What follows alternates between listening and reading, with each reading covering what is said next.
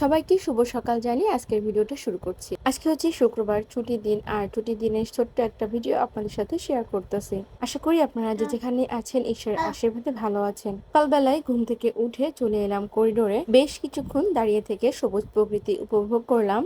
অ্যাকুরিয়ামে মাছগুলোর কাছে আসা হয় না, রিচেলি ওদেরকে খাবার দেয়, তো আজকে আমি আসলাম। রিচেল, রিকার্ডো ওরা এখনো ঘুমাচ্ছে, ঘুম থেকে এখনো ওঠেনি। মাছগুলো এই যে ক্ষুধা লাগছে মনে হয়, খুব ছটফট করতেছে। তো আমি চিন্তা করলাম যে আজকে খাবারটা আমি দিয়ে দিই, যেহেতু উঠেছি, বাইরে এসেছি, ওদের কাছে একটু সময়ের জন্য এসে দাঁড়ালাম।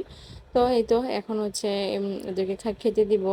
মাছগুলো অনেক ভালো লাগছিল দেখতে, খুব তরতাজা। আমার কমের দুইটা হচ্ছে গিয়ে বেশ বড় হয়ে গিয়েছে। যখন ওদেরকে কিনেছিলাম তখন কিন্তু এত বড় ছিল না, এখন বেশ ভালোই লাগছে দেখতে, লেজগুলো বেশ বড় হয়ে গিয়েছে। অ্যাকোয়ারিয়ামটা মূলত রিচেলের শখের জন্য কেনা হয়েছিল। আর রিচেলি ওদেরকে দেখাশোনা করে, ওদেরকে দুই বেলা খাওয়া দেওয়া, মাঝে মধ্যে ওদের কাছে এসে দাঁড়ানো, কথা বলা, এই কাজগুলো কিন্তু রিচেলি করে। আর রিকার্ডো তো বেশি এনজয় করে, কারণ পশু পাখি ওরা দুই ভাই অনেক পছন্দ করে। আবার রিচেলের থেকে রিকার্ডোকে দেখি মানে বিড়াল, তারপরে হচ্ছে কি কুকুর, এগুলোর প্রতি ওর একটু আকর্ষণ বেশি। মাঝে মধ্যে বলে, মামুনি আমাকে একটা ছোট ম্যাও কিনে দাও, মাঝে মাঝে খুবই বলে। আর আমাদের বাসায় মানে আমার বাপের বাড়িতে তো মানে কুকুর বিড়াল সবই আছে। আমার শ্বশুর বাড়িতেও একটা জুপিটার আছে, ওর মানে কুকুরের নাম হচ্ছে জুপিটার। তো ওখানে গিয়েও সে অনেক এনজয় করে, জুপিটারের সাথে নিয়ে খেলা করে। এই তো সকালবেলায় এই রিচেলকে ডাকলাম, রিচেলকে ডেকে রেডি করে দিলাম। আজকে আমাদের গির্জায় একটা প্রোগ্রাম ছিল সকালবেলায়, আজকে আমাদের গির্জার পর্ব ছিল, তো এটা বেশ বড় করে পালন করা হচ্ছে। এখানে আমাদেরও যাওয়ার কথা ছিল, বিভিন্ন সমস্যার কারণে আমরা কেউ যেতে পারছি না। এই জন্য রিচেলকে ঘুম থেকে উঠে রেডি করে দিলাম, বললাম যে তুমি যাও, যেহেতু ছুটির দিন, তুমি গিয়ে গির্জাটা করে এসো। এখানে দুপুর পর্যন্ত প্রোগ্রাম হবে, গির্জা হবে, গির্জার পরে সাংস্কৃতিক অনুষ্ঠান হবে, তারপর এখানে দুপুরে খাওয়া দাওয়া দিবে। আমি বললাম তাহলে ঠিক, তুমি একবারে সব প্রোগ্রাম ছেড়ে দুপুরে খাওয়া দাওয়াটা করে তারপরে তুমি বাসায় আসবে। তো এই তো আমিও হচ্ছে গিয়ে সকালে নাস্তাটা রেডি করে নিলাম। বাসায় ব্রেড ছিল, তো দুইটা ব্রেড সেঁকে নিলাম, একটা ডিম পোস্ট করে নিলাম, আর হচ্ছে নিজের জন্য কফি করে নিচ্ছি। আমি সব সময় নাস্তাটা তৈরি করে নিয়ে একবারে বসতে পছন্দ করি, যে খেতে বসে বারবার উঠতে আমার ভালো লাগে না। যার কারণে একবারে সব কিছু রেডি করে নিয়ে নাস্তা করতে বসবো। আর এরকমভাবে তাড়াহুড়া নেই আজকে, কারণ আজকে রান্নাবান্নার কোনো ঝামেলা নেই। তো বললাম যে আমাদের যে বড় প্রোগ্রাম হচ্ছে, ওখানে হচ্ছে দুপুরে খাওয়া দাওয়ার ব্যবস্থা আছে। তো এখানে তো সবারই যাওয়ার কথা ছিল, সেই হিসাবে আগে থেকেই আমাদের প্রত্যেকের জন্য কুপন কেটে নেওয়া হয়েছে।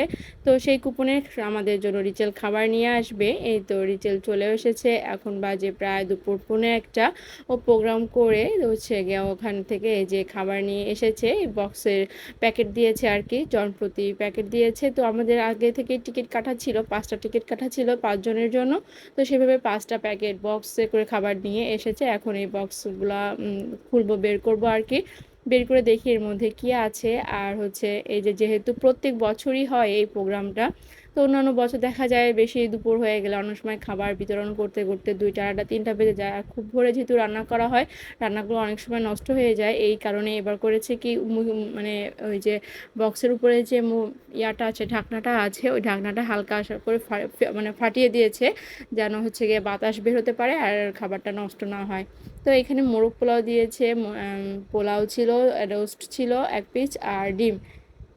তো রিচেল গোসলে গেছে, রিচেল গোসল থেকে আসলে ওকে খেতে দিয়ে দিব, কারণ সকালে সে না খেয়েই গির্জায় গিয়েছিল, কোনো প্রকার নাস্তা করেনি। আর এখন যেহেতু 1টা প্রায় বেজে গিয়েছে, বললাম তুমি গোসল করে এসো, এসে গরম গরম খেয়ে নাও।